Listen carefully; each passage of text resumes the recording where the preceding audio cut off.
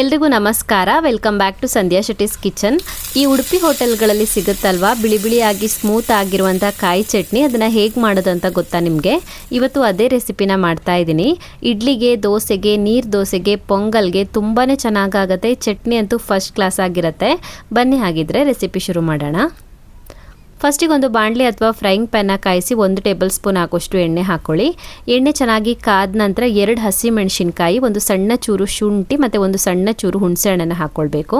ಹಾಗೆಯೇ 1 ಕಪ್ ಆಗೋಷ್ಟು ತೆಂಗಿನಕಾಯಿ ತುರಿನ ಹಾಕ್ಕೊಳ್ತಾ ಇದ್ದೀನಿ ಮತ್ತು 1/4 ಕಪ್ ಆಗೋಷ್ಟು ಹುರ್ಗಡ್ಲೆ ಹಾಕ್ಕೊಳ್ತಾ ಇದ್ದೀನಿ.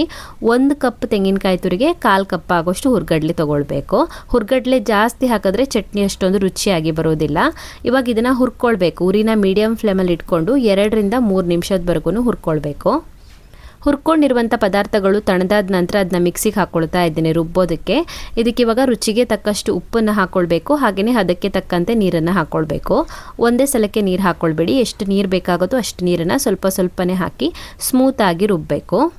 ಸೊ ಚಟ್ನಿನ ರುಬ್ಬಿಟ್ಟು ತೊಗೊಂಡು ಬಂದಿದ್ದೀನಿ. ಚಟ್ನಿ ರೆಡಿಯಾಗಿದೆ. ಇವಾಗ ಇದನ್ನು ಡೈರೆಕ್ಟಾಗಿ ಹೀಗೇ ಸರ್ವ್ ಮಾಡ್ಬೋದು. ಒಗ್ಗರಣೆ ಹಾಕ್ದೇ ಡೈರೆಕ್ಟಾಗಿ ಸರ್ವ್ ಮಾಡ್ಬೋದು. ಒಗ್ಗರಣೆ ಹಾಕಿಲ್ಲ ಅಂದರೂ ಕೂಡ ರುಚಿ ತುಂಬಾ ಚೆನ್ನಾಗಿರುತ್ತೆ ಇದರದ್ದು. ನಿಮಗೆ ಎಣ್ಣೆ ಜಾಸ್ತಿ ಬೇಡ ಅನಿಸಿದ್ರೆ ಒಗ್ಗರಣೆನ ಸ್ಕಿಪ್ ಮಾಡ್ಬೋದು.